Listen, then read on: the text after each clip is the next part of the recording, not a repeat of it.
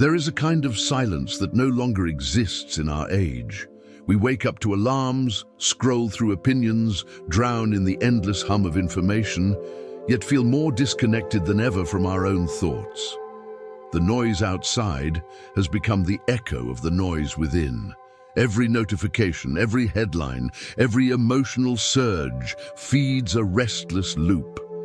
The brain's circuitry, shaped by constant novelty, trained to crave chaos. The Stoics knew this long before neuroscience could measure dopamine or attention spans. Marcus Aurelius warned, "You have power over your mind, not outside events. Realize this, and you will find strength." But few realize how much power they've surrendered to impulses, to reactions, to the invisible currents of distraction that now govern the modern psyche. The tragedy of our time is not that the world has become louder, but that we've forgotten how to listen to the quiet within. The mind, untrained, mirrors its environment. If your days are scattered, your mind becomes scattered. If your attention is fragmented, your peace dissolves into fragments as well. Chaos begins in the mind and expands outward, shaping the way we see, speak, and act. The Stoics did not promise escape from this noise. They offered the cure, not by silencing the world, but by mastering the instrument that perceives it. Order begins not in external control, but in internal clarity. The world isn't chaotic by nature. It only mirrors the disorder within, the mirror of the mind. We do not see the world as it is. We see it as we are. This ancient Stoic insight, echoed by Zeno and later by Marcus Aurelius, finds new confirmation in modern neuroscience. The brain is not a passive receiver of reality. It is an architect of experience. It filters, predicts, and reconstructs the world based on patterns engraved by memory, emotion, and belief. Neuroscientists call this predictive coding, a continuous dialogue between perception and expectation. Each moment, the brain compares incoming sensory data against internal models, the stories we already believe about ourselves and the world. If your mind is restless, you will see restlessness everywhere. If you live in fear, every sound becomes a threat. If you cultivate calm, the same world appears peaceful. The Stoics understood this centuries ago. Epictetus taught, "It's not what happens to you, but how you interpret it that matters." The external event is neutral. The judgment you attach to it gives it weight, shape, and meaning. Your perception is the painter, your world, the canvas. But how does this shape our inner life today? In a world of infinite input, the brain adapts by creating shortcuts, rapid interpretations built on bias and emotion. These shortcuts, while efficient, often distort reality. The result is a life lived not in the present moment, but through the fog of mental projections. Marcus Aurelius spent his nights confronting this truth through writing. His meditations were not meant for publication. They were exercises in perception. Each entry was an act of purification, stripping away illusion to reveal clarity. He trained himself to pause between stimulus and response, to see things as they are, not as fear or desire colored them. Neuroscience reveals the same mechanism in the modern brain. The prefrontal cortex, seat of reason, must often override the emotional impulses generated by the amygdala. This moment of conscious interception, when awareness interrupts reaction, is where philosophy becomes biology. It is the neural signature of wisdom. So the question is not whether the world is ordered or chaotic, good or evil. The question is, what lens are you using to see it? The Stoic does not seek to fix the external world. He seeks to polish the mirror of perception until it reflects truth with precision. Because reality is never seen, only interpreted. And interpretation, when refined through virtue and awareness, becomes vision. To change the world you experience, you must first rewire the instrument through which you perceive it. The battlefield. Within. Every battle you fight in the outer world begins here, in the quiet, invisible terrain of your own mind. Before armies clash, before words are spoken, before choices are made, there is a silent conflict unfolding between impulse and intention, between reaction and reason, between the animal brain and the sovereign self. Epictetus called this the essence of freedom, the ability to distinguish between what depends on us and what does not. He wrote, "Some things are within our control, and some are not." This simple statement, when lived, dismantles the illusion of helplessness that governs so much of modern suffering. Yet it is also the most difficult discipline to practice because our biology resists it. The human brain was forged in the crucible of survival. The amygdala, our emotional sentinel, evolved to react instantly to threats. It does not wait for reflection. It commands, it alarms, it acts. In ancient times, this kept us alive. Today, it often keeps us anxious, a message that contradicts our beliefs, a delay in an answer, a disapproving glance. The same circuits that once fired in the face of a predator now ignite in response to an email. The result, emotional hijacking. The amygdala seizes control, flooding the body with cortisol and adrenaline, narrowing focus, distorting thought. Epictetus would call this slavery, not of the body, but of the mind. The Stoic path begins by reclaiming the throne of reason. To do so, one must learn to pause, to create distance between stimulus and response. That pause is the birthplace of order. It is the fraction of a second where chaos can no longer dictate your behavior. Neuroscience confirms this ancient insight. Every time you resist an emotional impulse and choose awareness, you strengthen the prefrontal cortex, the seat of deliberate thought. With repetition, this neural path becomes stronger, quieter, more stable, until it becomes your natural state. This is the biology of virtue, the mind training itself to remain unmoved by the noise of reaction. Seneca once described anger as temporary madness. Today, MRI scans show why. During emotional outbursts, the rational brain literally shuts down. Blood flow shifts from the regions responsible for empathy and reasoning to those responsible for defense and aggression. But just as the Stoics taught, you can train the mind to recover control. Through reflection, breath, and awareness, the brain rewires itself to favor calm over chaos. Every time you choose not to respond in kind, you strengthen the neural pattern of peace. Every time you observe your anger instead of obeying it, you win a silent war. And in this war, victory is not domination, it is freedom. For the Stoic, mastery begins not in conquering others, but in conquering the self. The real battlefield is invisible, the enemy internal. To command your mind is to command your destiny. Order begins where reaction ends. The discipline of perception. The mind is a lens. Through it, light becomes meaning, yet few ever learn how to focus that lens, to adjust, to refine, to choose what deserves attention and what must dissolve into silence. Marcus Aurelius practiced this discipline every morning before facing the world. He reminded himself, "You will meet people who are ungrateful, arrogant, deceitful." He prepared his perception before the storm, not after. Because perception, once shaped by discipline, becomes protection. The Stoics called this prososche, vigilant attention. It is the practice of guarding the gates of the mind, to observe without absorbing, to remain aware without being conquered by impressions.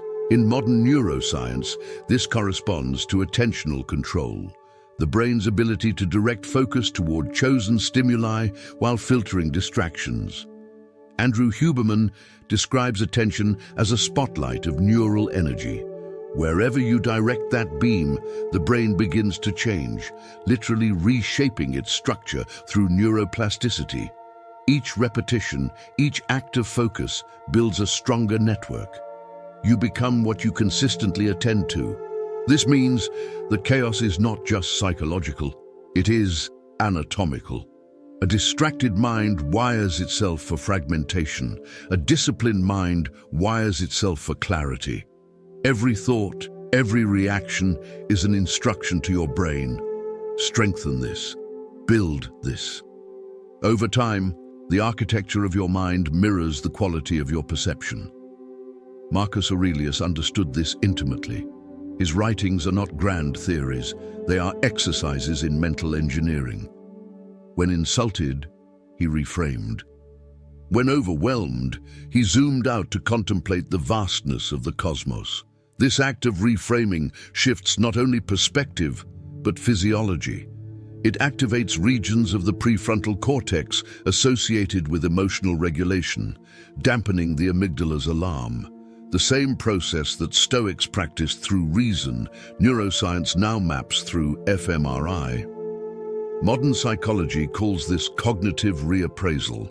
The Stoics called it wisdom. To see clearly is not to deny pain, but to redefine it, to perceive events not as curses, but as conditions for virtue. A challenge becomes an opportunity for patience. A loss becomes a lesson in detachment. This is not idealism, it is training. The same training that allows an athlete to endure pain or a soldier to remain calm in chaos allows the philosopher to remain undisturbed in the storms of life. The more you practice, the quieter the storms become. Your focus becomes a sanctuary, a temple built from the repetition of awareness, and within that temple, perception transforms into power. Marcus Aurelius wrote, "The soul becomes dyed with the color of its thoughts. So choose your colors with precision. Choose what you allow to stain your mind, because every perception is practice, and every practice builds a neural empire." The architecture of thought. Every thought you repeat becomes a brick in the invisible architecture of your mind. Some bricks are made of clarity and virtue, others of fear and habit. Over time, these structures harden into identity, and what began as a single idea becomes the fortress in which you live. The Stoics understood this as the law of ascent. Every impression that enters your consciousness demands either acceptance or rejection. You cannot stop thoughts from arriving, but you can decide which ones you allow to stay. Zeno of Citium described the mind as a field. If you neglect it, weeds of illusion will grow. If you cultivate it, reason will blossom. Modern neuroscience gives this metaphor new precision. Each thought triggers a sequence of electrical and chemical events. When a pattern is repeated, a fear, a worry, a judgment, the brain strengthens that neural pathway through long-term potentiation. Over time, this pathway becomes a mental highway, automatic, familiar, and hard to leave. The more often you walk that path, the more effortless it feels, until the illusion arises that this is just who I am. But you are not the path. You are the traveler. This is why Marcus Aurelius practiced meditative reasoning. He would dissect every thought before granting it belief. "Does this serve virtue?" he asked. "Does this thought lead to wisdom or weakness?" He did not trust the first voice that spoke within him, because he knew the mind can be both a guide and a deceiver. Cognitive science now echoes this ancient discipline through metacognition, the ability to think about one's thinking. This higher awareness activates regions of the prefrontal cortex that can override emotional reflexes. In that moment, you become the architect again, not the structure. You step back, observe the blueprint, and decide what will remain and what must be demolished. But rebuilding the mind is not done in a day. You will revisit the same thoughts 1,000 times before they lose power. Each repetition of awareness weakens the old circuits and strengthens the new. It is the same law that governs muscles, language, or music. Repetition transforms potential into permanence. Seneca warned that the mind that dwells on fear creates its own misfortunes. Today, we could say, neurons that fire together, wire together, When fear fires, fear strengthens. When calm fires, calm strengthens. When gratitude fires, gratitude strengthens. The mind is a city, its roads paved by repetition, its alleys formed by neglect. Walk carefully. Every mental step is a vote for the kind of person you are becoming. Rebuilding inner order is not about thinking differently once, it is about thinking differently consistently. Every morning, every challenge, every pause between reaction and response is a chance to redesign the architecture. The mind, like a city, becomes the sum of its streets. Some built by virtue, others by fear. Which streets will you walk tomorrow? The fire of emotion. Inside every human being burns a quiet flame. Sometimes it warms, sometimes it consumes. Emotion is that fire, neither enemy nor ally, but raw energy waiting for direction. The Stoics never sought to extinguish it, they sought to master its temperature. Seneca called anger a brief insanity. He watched how it hijacked the reasoning mind, how it could turn wisdom into destruction in an instant. He did not despise emotion itself, only the surrender to it. For him, the highest form of strength was composure, the ability to feel deeply without being ruled by the feeling. Modern neuroscience confirms what Seneca intuited 2,000 years ago. Every emotion begins as a biochemical signal, a surge of neurotransmitters. Dopamine when you anticipate reward, cortisol when you sense threat, serotonin when you feel stability, and oxytocin when trust arises. These chemicals shape perception, attention, even memory. They sculpt what you notice and what you ignore. The Stoics, without brain scans, already lived by this truth. Control the inner chemistry, and you control your life. But control does not mean repression. To suppress emotion is to tighten the fist around the flame. It will only burn more fiercely. The Stoic method is transformation, observation, understanding. When anger arises, they advised, pause and name it. The act of naming recruits the prefrontal cortex, dampening the emotional storm in the amygdala. When fear appears, breathe slowly. The vagus nerve sends a signal of safety back to the heart. When sadness comes, accept it as nature's call to reflection, not weakness. Marcus Aurelius practiced this daily. He would record his emotions without judgment, analyzing their causes like a scientist of the soul. He understood that the body's reactions were not moral failures. They were natural responses. The art was not to obey them blindly. Jordan Peterson often speaks of integrating emotion into order, giving chaos form. That is the Stoic project in psychological language, converting raw emotion into structured meaning. Anger becomes courage when guided by justice. Desire becomes discipline when guided by temperance. Fear becomes prudence when guided by wisdom. The energy remains the same, only the direction changes. This is also how the brain rewires. When you repeatedly respond to emotion with awareness, the neural pathways of impulsivity weaken, while those of composure grow stronger. You are training the nervous system to associate calm with power. Each moment of self-restraint is not denial, it is the forging of inner steel. The Stoics believed that the universe itself was fire, logos burning through all things. Our emotions, then, are fragments of that divine flame. To live wisely is to burn without destruction. To command emotion is not to suppress it, but to understand its nature. And through understanding, to master the fire within. Apatheia and the chemistry of calm. There is a state beyond agitation, beyond desire, beyond the rise and fall of emotional storms. The Stoics called it apatheia, not apathy as we understand it today, but serenity born from mastery. It is not indifference to life, but intimacy with its rhythm. To live in apatheia is to remain unmoved by chaos, not because you are detached from reality, but because you have learned to move with it. Seneca described this state as the soul's still water, a surface so calm that truth can finally be reflected without distortion. In that calmness lies strength, clarity, and freedom. Modern neuroscience now finds its mirror in the concept of homeostasis and neurochemical balance, the brain's natural equilibrium when free from excessive stimulation. When dopamine, serotonin, oxytocin, and endorphins interact in harmony, the mind experiences focus without tension, peace without passivity. Daniel Goleman calls this emotional intelligence, the ability to remain aware, to regulate the mind's chemistry through conscious perception. Joe Dispenza extends this idea into the field of coherence. When brain and heart synchronize, when thought and emotion align, the body enters a state of order. Waves of neural activity flow smoothly, cortisol drops, and the body begins to heal.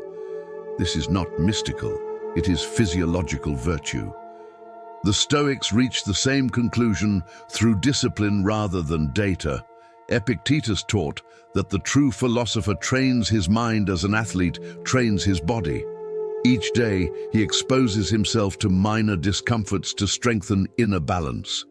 He practices losing what he cannot control, reputation, comfort, outcomes, so that his peace will not depend on their return.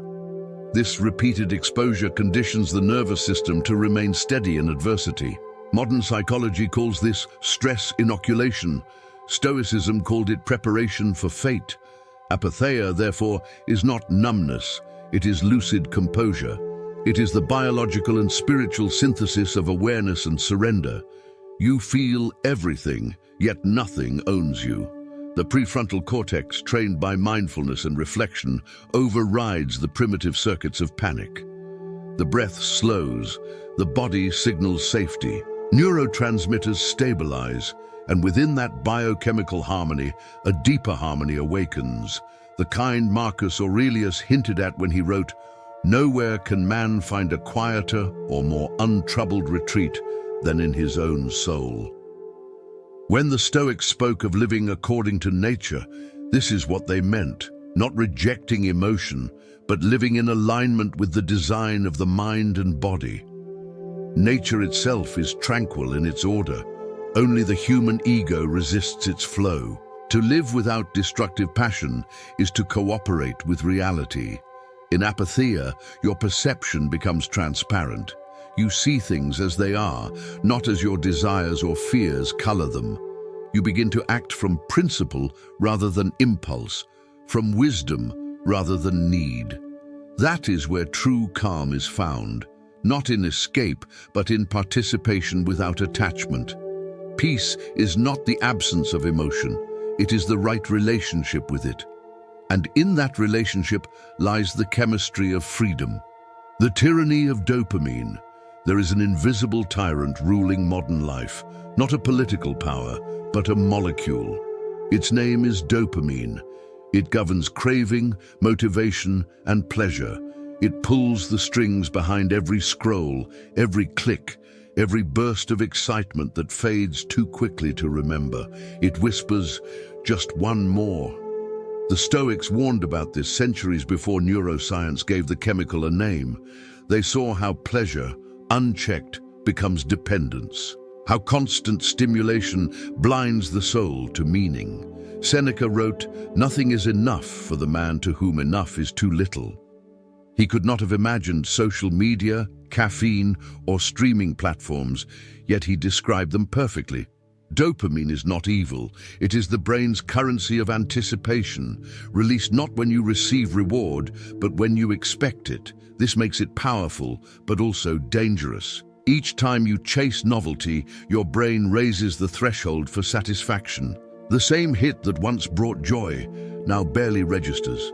What follows is the modern plague of restlessness, a mind perpetually hungry, never nourished. Andrew Huberman calls this the pleasure-pain balance.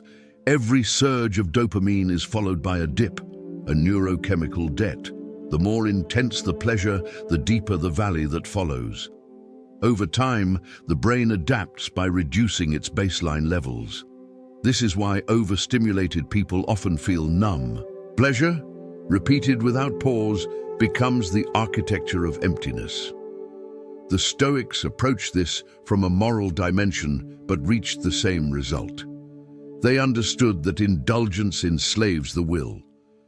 The person addicted to comfort can no longer endure discomfort.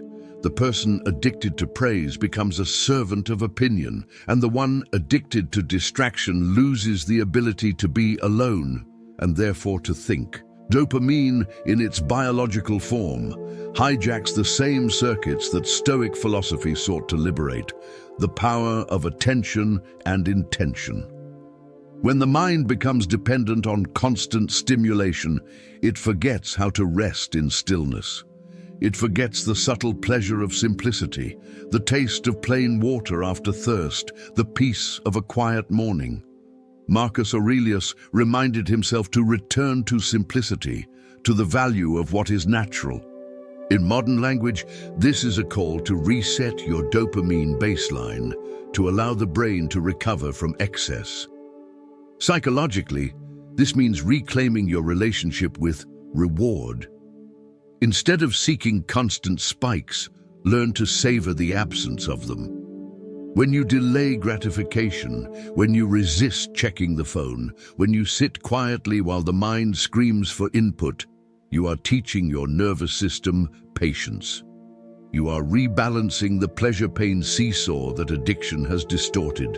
Huberman explains that true motivation arises when dopamine is linked to effort, not consumption.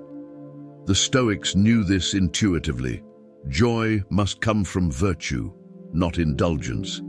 It is the satisfaction of self-command, the calm pride that follows restraint. So the cure for mental chaos is not to chase new pleasures, but to free yourself from their tyranny. Relearn how to find wonder in stillness.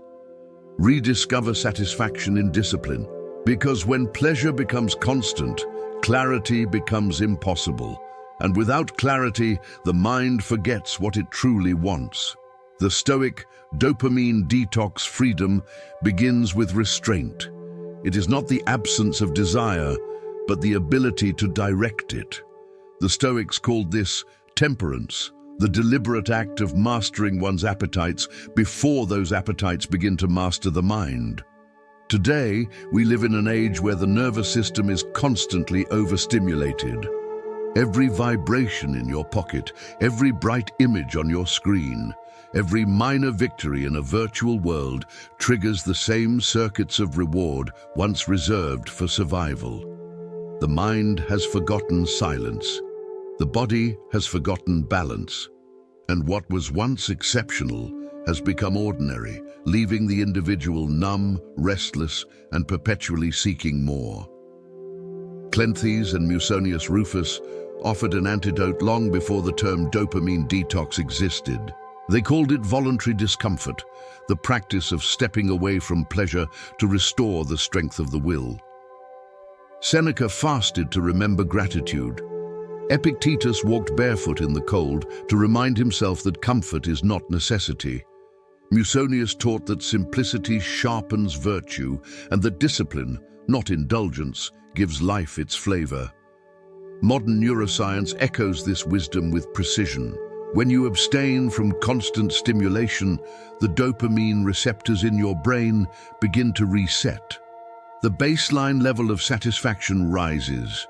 You begin to feel pleasure again in subtle things: sunlight on skin, the rhythm of breath, the sound of rain. By reducing artificial spikes, the brain relearns natural harmony. This process is not deprivation, it is liberation. It restores sensitivity to the ordinary, presence to the moment, and dignity to desire. It teaches the nervous system that peace can exist without novelty. Andrew Huberman describes this as reward prediction error correction. When the mind stops expecting constant highs, it starts appreciating balance. The Stoics reached the same insight by observing human nature. Excess dulls perception. The man who constantly eats loses the taste of food. The one who pauses to fast rediscovers flavor. The Stoic detox is therefore not an escape from the world, but a return to proportion. It is the art of saying no, not because you despise pleasure, but because you value freedom more. Each time you resist the pull of instant gratification, you strengthen the neural circuits of self-control. And each time you choose simplicity, you remind the body that contentment is not bought but cultivated. In this silence of craving, another sound emerges, the whisper of clarity. The mind becomes alert again, able to focus deeply, to feel fully. What once felt dull now feels alive. This is the paradox the ancients knew well. By renouncing excess, you recover abundance. Restraint is not punishment. It is the rebellion of the soul against its own dependency. To deny the unnecessary is to reclaim the essential. Restraint is the modern rebellion. The logos within. There is an order running through all things, ancient, precise, and silent. The Stoics called it logos, the divine reason woven into the fabric of the universe. They saw in it the same intelligence that moves the stars, governs the tides, and gives form to thought. To live well, they said, is to live in accordance with this order, to align the inner world with the harmony of the cosmos. For Zeno of Citium, the founder of Stoicism, Logos was not a distant god, but a living force permeating all existence. It breathes through every atom, every mind, every heartbeat. The human soul, he believed, was a fragment of that cosmic intelligence, a spark of divine rationality dwelling in mortal flesh. When you act with reason, you do not merely think clearly. You participate in the order that sustains the world. In our time, neuroscience describes this same phenomenon in a different language. The brain, when coherent, reflects a form of biological order. Neural oscillations, rhythmic patterns of electrical activity, synchronize across regions, allowing clarity, creativity, and insight to emerge. When coherence breaks, thought becomes scattered, emotion overtakes reason. But when coherence returns, the mind feels aligned, not just with itself, but with something larger. Joe Dispenza calls this brain-heart synchronization. When thought and emotion move in unison, the body enters harmony. The Stoics practiced the same principle through meditation and moral alignment. Marcus Aurelius wrote, "The universe is change. Our life is what our thoughts make it. To think in harmony with nature is to find peace in change." Jordan Peterson often speaks of meaning as the antidote to chaos, a psychological restatement of the Stoic logos. Meaning is found not in control, but in alignment, when your actions reflect truth, when your discipline mirrors order, when your purpose resonates with the structure of reality. When Marcus Aurelius meditated each dawn, he wasn't retreating from the world. He was returning to it through order. His daily reflections were not self-therapy. They were a ritual of realignment. He examined his thoughts, adjusted his intentions, and stepped into the day as an extension of Logos. Modern science affirms that this alignment changes the brain. A focused mind produces neural coherence similar to musical harmony, synchronized frequencies that create efficiency, stability, and energy conservation. This is the physiology of serenity, the biological manifestation of virtue. To live against Logos, by contrast, is to live in contradiction, to fight the current of existence. It breeds anxiety, confusion, and exhaustion. The Stoics warned that such resistance leads to misery because it places the ego above nature. The wise person, however, learns to sail with the wind rather than against it. When you bring order to thought, you bring order to life.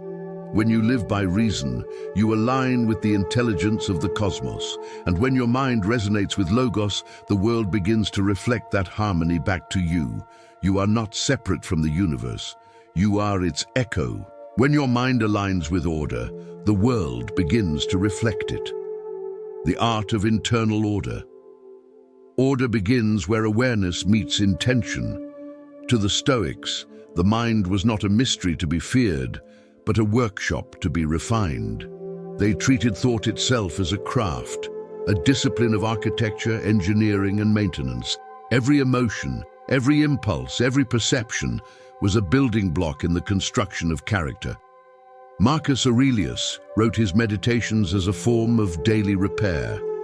He was both emperor and engineer of the soul, inspecting the foundations of his mind for cracks of anger, erosion of vanity, or the corrosion of fear.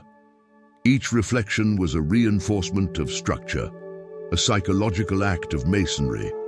The Stoic did not wait for life to collapse before rebuilding.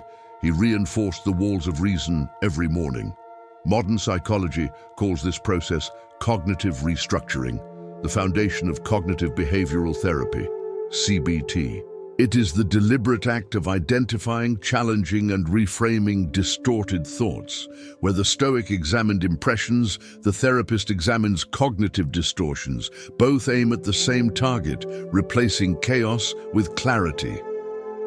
When you question your thoughts, you activate the prefrontal cortex, the brain's command center for rational judgment.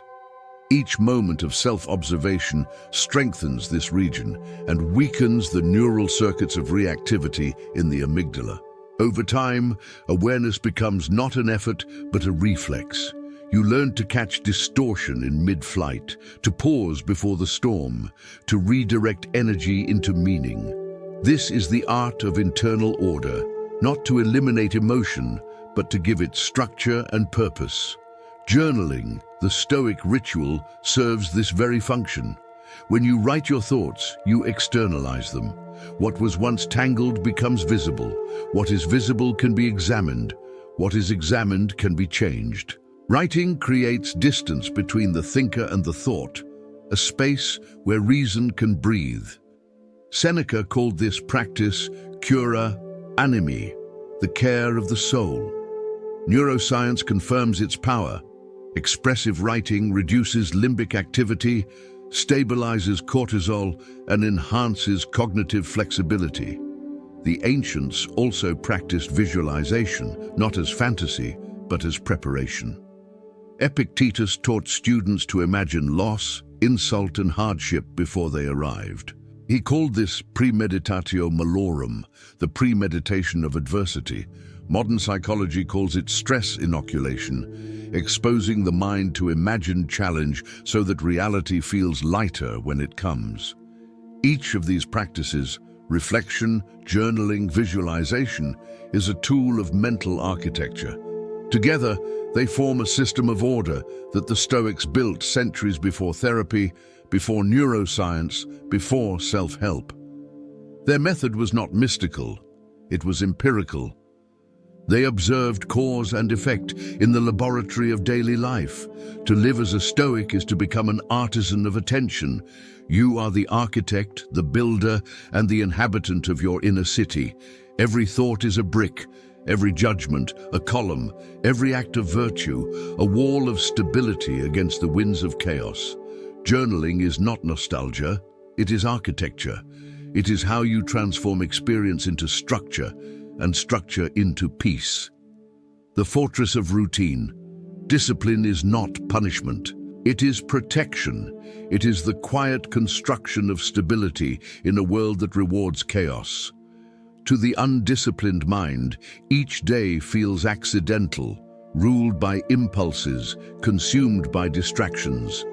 To the Stoic, each day is designed, a deliberate composition of habits that sustain inner order. Musonius Rufus, often called the Roman Socrates, believed that habit was the truest measure of virtue. Practice, he said, is more powerful than theory. A good life was not built on occasional acts of greatness, but on daily repetitions of integrity. The philosopher and the athlete share the same path: consistency over brilliance. Routine, for the Stoics, was a fortress, not of rigidity, but of rhythm. They woke early, reflected before speaking, and trained both body and mind to endure discomfort. These rituals were not about control, they were about freedom. By deciding once, when to rise, what to eat, how to act. They freed themselves from 1,000 future negotiations with weakness. The will, like muscle, grows through repetition. Modern neuroscience reveals why this works. Habits are encoded in the basal ganglia, a deep region of the brain that automates repeated behaviors. Every time you perform an action consistently, neurons fire in synchrony, forming a habit loop: cue, routine, reward. Once the loop is strong, behavior becomes effortless. This is the biological mirror of Stoic discipline. Automate virtue so that goodness becomes instinct. Andrew Huberman explains that consistency stabilizes dopamine regulation.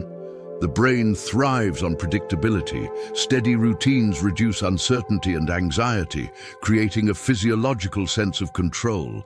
That is why a morning ritual, even something as simple as focused breathing, journaling, or physical movement, can transform the tone of an entire day. The nervous system recognizes order, and the mind follows. Seneca practiced what he called preparation for the day, a mental rehearsal of challenges to come.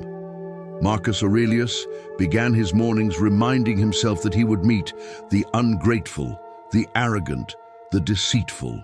Far from pessimism, this was strategic realism. Expectation disarms surprise. Anticipation breeds composure. Routine is the scaffolding upon which the Stoic mind stands. Without it, philosophy collapses into abstraction. A man may know all the principles of virtue, yet fail to live them because he lacks rhythm. But when order repeats itself in action, thought becomes embodiment, philosophy becomes physiology. In the modern world, where novelty seduces the brain and chaos disguises itself as freedom, routine is an act of rebellion. It is choosing depth over distraction, constancy over impulse, excellence over convenience. Musonius Rufus taught that self-control was not denial, but alignment, living in accordance with nature's cycles. Nature, after all, is routine itself: sunrise and sunset, inhalation and exhalation, the turning of the seasons.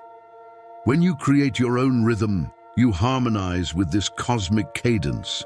Each repetition is a brick, each morning of discipline, a wall, each evening of reflection, a gate secured against the storms of chaos. Build wisely, because the mind you inhabit tomorrow is being built by the habits you repeat today. The balance of virtue. All order begins with balance. And for the Stoics, balance was not passive tranquility but active harmony. It was the alignment of the human soul with the architecture of the cosmos. They taught that a well-ordered mind rests on 4 foundations: wisdom, courage, temperance, and justice. These are not ideals carved in stone, but living principles that shape perception, behavior, and ultimately destiny. Wisdom is the light of discernment, the capacity to see clearly, to distinguish what is within your control from what is not.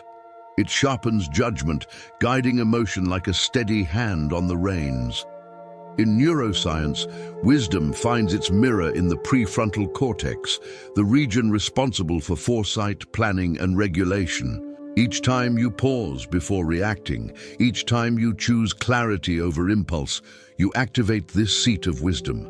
Through repetition, neural pathways of calm replace those of chaos.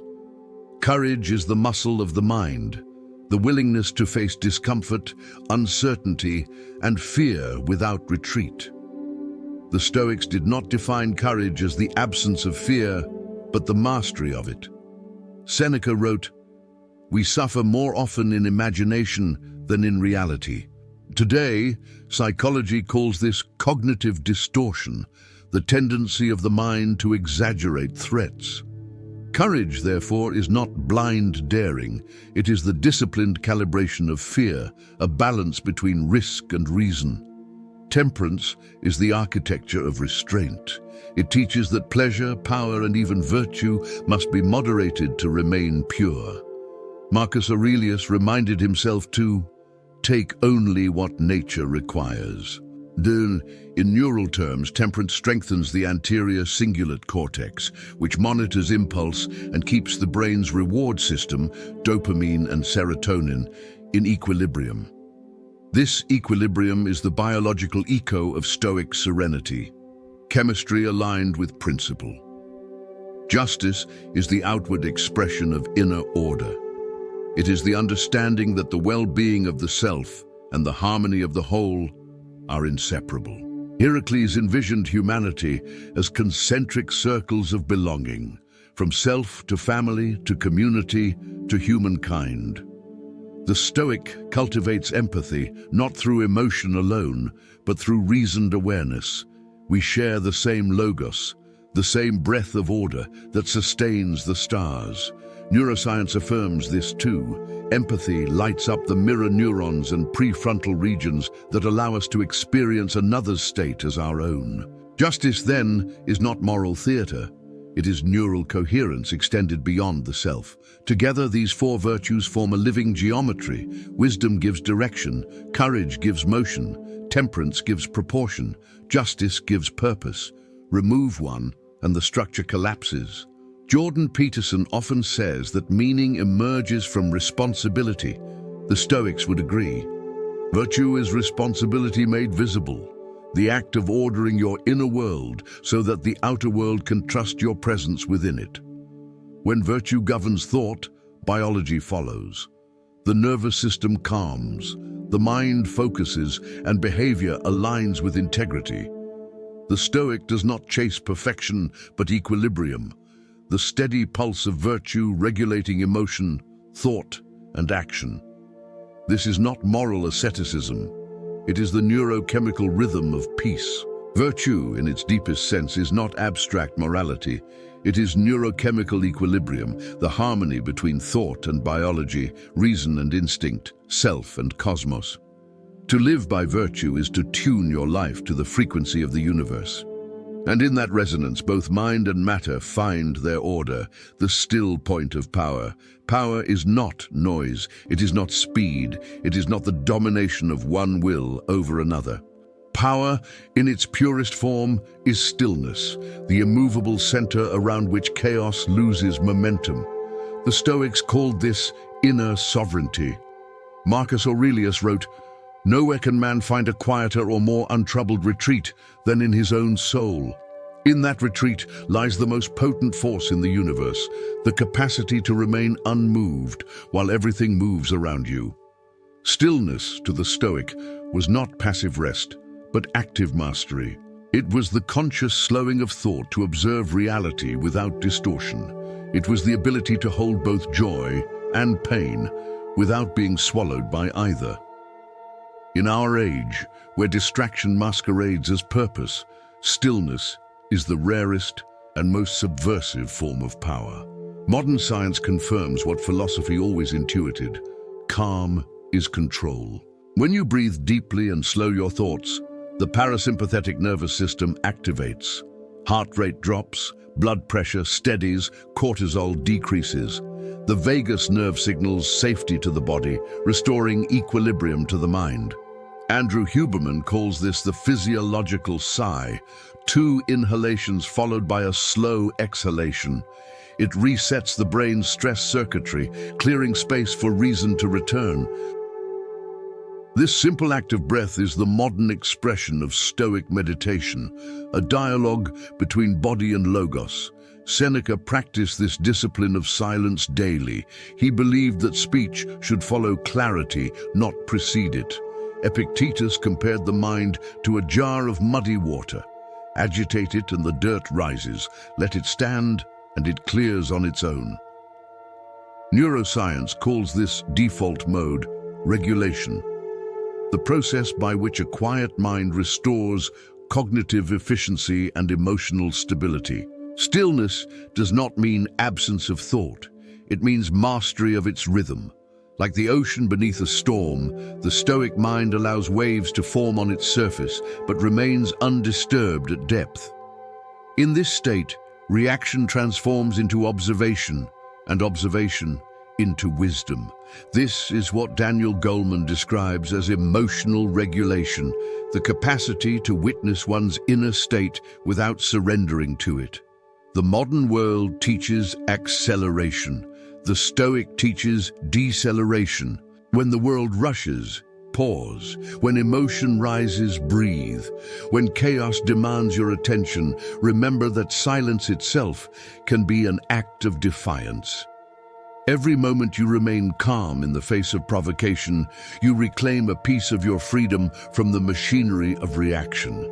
In stillness, the prefrontal cortex synchronizes with slower brainwaves, alpha and theta, unlocking creativity, insight, and intuition. This is not myth. It is the neurobiology of transcendence. Joe Dispenza describes it as coherence between the brain and the heart, a state where awareness expands, perception sharpens, and the boundaries between self and world begin to dissolve.